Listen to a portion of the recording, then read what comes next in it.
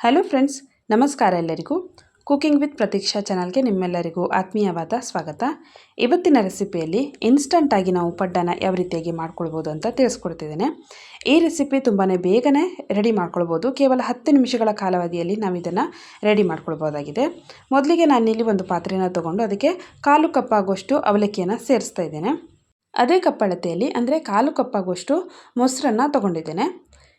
ಈ ಮೊಸರನ್ನು ಅವಲಕ್ಕಿಗೆ ಸೇರಿಸಿ ಒಂದು ಸ್ಪೂನ್ನ ಸಹಾಯದಿಂದ ಚೆನ್ನಾಗಿ ಮಿಕ್ಸ್ ಮಾಡಿ ಅವಲಕ್ಕಿ ಪೂರ್ತಿಯಾಗಿ ಮೊಸರಿನಲ್ಲಿ ನೆಂದ್ಕೊಳ್ಬೇಕು. ಆ ರೀತಿಯಾಗಿ ನಾವು ಇದನ್ನು ಮಿಕ್ಸ್ ಮಾಡಿ ಇಡಬೇಕಾಗತ್ತೆ. ಒಂದು 5 ನಿಮಿಷಗಳ ಕಾಲ ಚೆನ್ನಾಗಿ ನೆಂದ್ಕೊಂಡ್ರೆ ಸಾಕು. ನೋಡಿ, ಈ ರೀತಿಯಾಗಿ ಚೆನ್ನಾಗಿ ಮಿಕ್ಸ್ ಮಾಡಿ ಇಡಬೇಕಾಗತ್ತೆ. ನಂತರ ಇನ್ನೊಂದು ಪಾತ್ರೆ ತಗೊಂಡು ಅದಕ್ಕೆ ನಾವು ರವೆಯನ್ನು ಸೇರಿಸ್ಕೊಳ್ಬೇಕು. ನಾನಿಲ್ಲಿ ಸೂಜಿ ರವೆಯನ್ನು ತೊಗೊಂಡಿದ್ದೇನೆ. 1 ಬೌಲ್ ಆಗುವಷ್ಟು ಅಂದರೆ 1 ಕಪ್ ಆಗುವಷ್ಟು ಸೂಜಿ ರವೆಯನ್ನು ತೊಗೊಂಡಿದ್ದೇನೆ. ಅದೇ ಕಪ್ಪಳತೆಯಲ್ಲಿ ಅಂದರೆ 1 ಕಪ್ ಆಗುವಷ್ಟು ನೀರನ್ನು ಸೇರಿಸ್ಕೊಳ್ಬೇಕು. ಈ ರವೆಯನ್ನು ನೀರಲ್ಲಿ ನೆನೆಸ್ಕೊಳ್ಬೇಕಾಗತ್ತೆ. ನೋಡಿ, ಇದನ್ನು ಕೂಡ ಒಂದು 5 ನಿಮಿಷಗಳ ಕಾಲ ನೆನೆಸ್ಕೊಂಡ್ರೆ ಸಾಕು. ನಂತರ ನಾನಿಲ್ಲಿ ಮೊಸರಿನಲ್ಲಿ ನೆನೆಸಿರುವಂಥ ಅವಲಕ್ಕಿಯನ್ನು ಮೊದಲಿಗೆ ಮಿಕ್ಸಿ ಮಾಡ್ಕೊಳ್ತೇನೆ. ಇದಕ್ಕೆ ನಾವು ನೀರನ್ನು ಸೇರಿಸಬಾರ್ದು. ಮೊಸರಿನಲ್ಲೇ ನೀರಿನಂಶ ಇರೋದ್ರಿಂದ ಅದಷ್ಟೇ ರುಬ್ಬಿಕೊಳ್ಬೇಕು.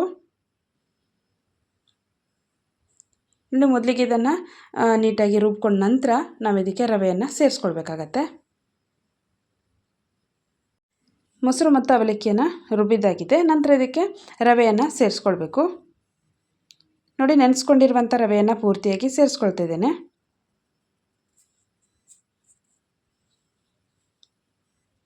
ಈ ರೀತಿಯಾಗಿ ನಾವು ಇನ್ಸ್ಟಂಟಾಗಿ ಮಾಡೋದ್ರಿಂದ ಟೈಮ್ ಕೂಡ ಸೇವ್ ಆಗುತ್ತೆ. ಹಾಗೆಯೇ ಯಾವುದೇ ಚಿಂತೆ ಇಲ್ಲದೆ ಬೆಳಿಗ್ಗೆ ಬೇಗನೆ ಎದ್ದು ಈ ರೀತಿಯಾದಂಥ ರೆಸಿಪಿಯನ್ನು ಮಾಡ್ಕೊಳ್ಬೋದು.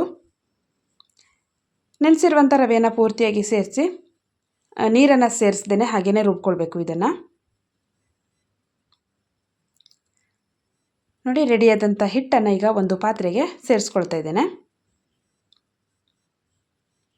ಒಂದು ಪಾತ್ರೆಗೆ ಪೂರ್ತಿಯಾಗಿ ಸೇರಿಸಿ ಮಿಕ್ಸಿ ಜಾರಿಗೆ ಒಂದು ಸ್ವಲ್ಪ ನೀರನ್ನು ಸೇರಿಸಿ ತಗೊಳ್ತಾ ಇದ್ದೇನೆ. ನಂತರ ಇದಕ್ಕೆ ರುಚಿಗೆ ತಕ್ಕಷ್ಟು ಉಪ್ಪನ್ನು ಸೇರಿಸ್ಕೊಳ್ಬೇಕು. ಹಾಗೆಯೇ ಇಲ್ಲಿ ನಾನು ತರಕಾರಿಯನ್ನು ಉಪಯೋಗಿಸ್ತಾ ಇದ್ದೇನೆ. ನಾನಿಲ್ಲಿ ಒಂದು ಈರುಳ್ಳಿಯನ್ನು ಸಣ್ಣದಾಗಿ ಕಟ್ ಮಾಡಿ ತೊಗೊಂಡಿದ್ದೇನೆ. ಹಾಗೆ ಒಂದು ಕ್ಯಾರೆಟನ್ನು ತುರಿದು ತೊಗೊಂಡಿದ್ದೇನೆ. ಒಂದು ಸ್ವಲ್ಪ ಕರಿಬೇವಿನ ಎಲೆಗಳನ್ನು ಕಟ್ ಮಾಡಿ ತೊಗೊಂಡಿದ್ದೇನೆ. ಹಾಗೆ ಒಂದು ಸ್ವಲ್ಪ ಕೊತ್ತಂಬರಿ ಸೊಪ್ಪನ್ನು ಕೂಡ ಕಟ್ ಮಾಡಿ ತೊಗೊಂಡಿದ್ದೇನೆ. ನಿಮಗೆ ಇಷ್ಟ ಇದ್ದರೆ ಒಂದು ಸ್ವಲ್ಪ ಹಸಿಮೆಣಸನ್ನು ಕೂಡ ಸಣ್ಣದಾಗಿ ಕಟ್ ಮಾಡಿ ಸೇರಿಸ್ಕೊಳ್ಬೋದು. ತೊಗೊಂಡಿರುವಂಥ ತರಕಾರಿಗಳನ್ನು ಪೂರ್ತಿಯಾಗಿ ಸೇರಿಸಿ ಚೆನ್ನಾಗಿ ಒಮ್ಮೆಲೆ ಮಿಕ್ಸ್ ಮಾಡಿಕೊಂಡ್ರೆ ಹಿಟ್ಟು ರೆಡಿಯಾಗತ್ತೆ. ನಂತರ ಗ್ಯಾಸ್ ಸ್ಟವ್ ಮೇಲೆ ಪಡ್ಡು ಕಾವಲಿಯನ್ನು ಬಿಸಿ ಮಾಡಲಿಕ್ಕೆ ಇಟ್ಕೊಳ್ಬೇಕು. ಬಿಸಿಯಾದಂಥ ಪಡ್ಡು ಕಾವಲಿಗೆ ಎಣ್ಣೆಯನ್ನು ಮೊದಲಿಗೆ ಸೇರಿಸ್ಕೊಳ್ಬೇಕಾಗತ್ತೆ. ಎಣ್ಣೆಯನ್ನು ಈ ರೀತಿಯಾಗಿ ನೀಟಾಗಿ ಸ್ಪ್ರೆಡ್ ಮಾಡಿಕೊಳ್ಬೇಕು. ಈಗ ನಾವು ರೆಡಿ ಮಾಡಿ ಇಟ್ಕೊಂಡಿರುವಂಥ ಹಿಟ್ಟನ್ನು ನೀಟಾಗಿ ಹಾಕ್ತಾ ಹೋಗಬೇಕು ಪಡ್ಡು ಕಾವಲಿಗೆ. ಈ ರೀತಿಯಾಗಿ ಹಿಟ್ಟನ್ನು ನೀಟಾಗಿ ಸೇರಿಸ್ಕೊಳ್ಬೇಕು. ನಂತರ ಇದನ್ನು ನಾವು ಮುಚ್ಚಿಟ್ಟು ಒಂದು 5 ನಿಮಿಷಗಳ ಕಾಲ ಬೇಯಿಸ್ಕೊಳ್ಬೇಕಾಗತ್ತೆ. 5 ನಿಮಿಷಗಳ ನಂತರ ಇದನ್ನು ಇನ್ನೊಂದು ಕಡೆಯೂ ಕೂಡ ಬೇಯಿಸ್ಕೊಳ್ಬೇಕು. ಅಂದರೆ ಮೇಲ್ಗಡೆ ಭಾಗ ಪೂರ್ತಿಯಾಗಿ ಬೇಯಿಸ್ಕೊಳ್ಬೇಕು. ಈ ರೀತಿಯಾಗಿ ಸ್ಪೂನ್ನ ಸಹಾಯದಿಂದ ಎಲ್ಲವನ್ನು ಉಲ್ಟಾ ಮಾಡಿಕೊಳ್ಬೇಕು.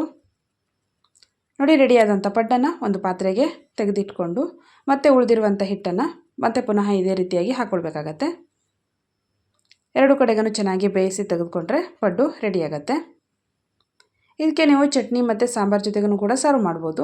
ತುಂಬಾ ರುಚಿಕರವಾದಂಥ ರೆಸಿಪಿ, ಹಾಗೆ ಈಸಿಯಾಗಿ ಮಾಡ್ಕೊಳ್ಬೋದು. ಇವತ್ತಿನ ಈ ವಿಡಿಯೋ ನಿಮ್ಮೆಲ್ಲರಿಗೂ ಇಷ್ಟ ಆಗಿದೆ ಅಂತ ಭಾವಿಸ್ತೇನೆ. ಇಷ್ಟ ಆದರೆ ವಿಡಿಯೋಗೊಂದು ಲೈಕ್ ಮಾಡಿ, ಹಾಗೆ ವಿಡಿಯೋನ ಇನ್ನಷ್ಟು ಜನರ ಜೊತೆ ಶೇರ್ ಮಾಡಿ. Thank you for watching.